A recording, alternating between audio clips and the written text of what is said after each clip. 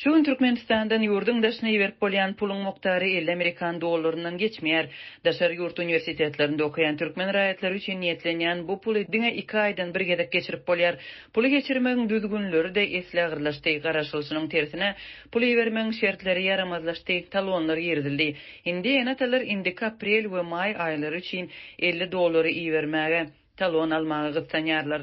Şuň tanışym Senagat bankyndan studenta fevral-mart aýlary üçin 50 dollary iýerdi. Her kim 10 fevraldan soň ýene her ayda 200 dollar iýermäge ruhsat berilejekdigine garaşýardy. Emma aprel aýyna talon berdiler. Adamlar ruhtan düşýärler diýip Aşgabat şäheriniň ýaşaýjysy 10 fevralda Azatlyk radiosuna gurrun berdi. Azatlyň Türkmenistandaky habarçylarynyň sözlerine görä häzirki ýagdaý ýurdun ähli banklaryna maksus. Şol burakdyň özünde de pul iýermek üçin talipleriň enatalary bellenen banklara ýüz tutmaly bolýarlar. Üstesine talonlary diňe belli bir günlerde alyp bolýar. Ýöne soňky döwürde bu düzgün hem bozulup bellenilen günde ýüz tutmak pul iýermegi ýa-da talon almagy kepillendirmeýär. Western Union kompaniýasynyň Türkmenistana degişli web sahypasyndaky maglumata görä Türkmenbaşy Senagat we Türkmen Türk banklary arkaly çal pul geçiriş hyzmaty üpçün edilýär. Ýurdun häkimetleri valuta geçirimleriniň hem çäklendirmeleriň düzgünlerini resmi taýdan anyklaşdyrmaýarlar. Western Union halkara pul geçiriş gullugynyň wekilleri hem bolup geçýän wakalary kommentirlemediler. Bu aralykda okuwçylaryň enatalary bir bankdan beýlekisine ylgyarlar. Bank işärlerine çağalarynyň başdan geçirýän umytsyz ýagdaýlaryny düşündirmek üçin biderek finansiýarlar. Şeýle ýagdaý şu günler ýurdun ähli kunjaklaryny görmek bolýar. 5 fevralda mardaky habarçymyz Daşary ýurt universitetleriniň talipleriniň garyndaşlarynyň Halk bankynyň mardaky şahamçasyna barıp pul bermäge finansiýanlygyny, emma bu başa barman soň Türkmen baş bankyna gidenligini habar berdi. Şol gün Halk bankynyň mardaky şahamçasyna baran 70-80 töwerek adam bank işärlerinden Türkmenistanyň daşynda okuyan çağalaryna Western Union arkaly pul bermäge ýardam sorapdyr. Ýanwaryň aýagynda Aşgabatda studentleriň enatalarynyň ençemesi soňky çäklendirmelere gaharlanyp Türkmenistanyň Merkezi bankyna ýüz tutdular.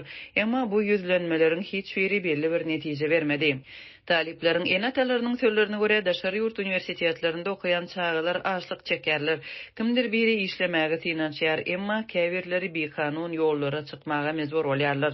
Talipler açlyk çeker, kimdir biri ogurlaýar, kimdir biri işlemäge finansiýar, gyzlar ten satýarlar diýip adynyň eferde tutulmazlygy şerti bilen söhbetdeş bolan Aşgabatly Denan gurrun berdi. Onuň sözlerine görä köpler 10 fevraldan soň bu meseleniň çözülmegine we geçirip bolýan puluň mokdarynyň 200 dollary çenli gaýtadan ýokarlanmagyna umyt baglapdyr. Western Union ulgamynyň Türkmenistanyň sewet merkezlerindäki hyzmatlary dekabr aýynyň ahirinde toktadylypdy we ýanwar aýynyň başynda ulgam Aşgabatda işlemegini besedipdi.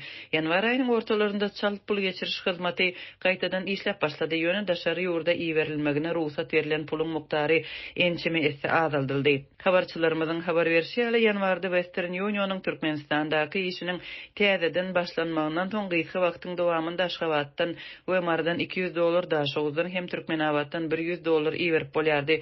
Bu mokdar tiz wagtda 50 dollara çenli azaldyldy.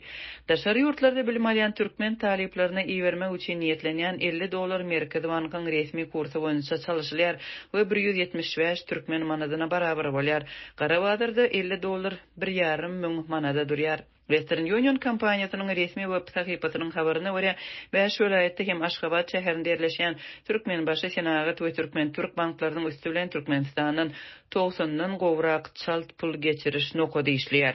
10 fevralda Azatlyň Aşgabatdaky habarçysy Daşary ykdysady bankynyň hundan beýlek Daşary ýurt müşterilerine, şeýle Daşary ykdysady işler bilen meşgullanýan türkmen raýatlaryna we Daşary ýurtlara gidýän resmiýlere hyzmat etjekdigini, şeýle bankyň üstü bilen Daşary ýurtly hem bilelikdäki karhanalaryň işgärleriniň aýlyklarynyň geçiriljekdigini habar berdi.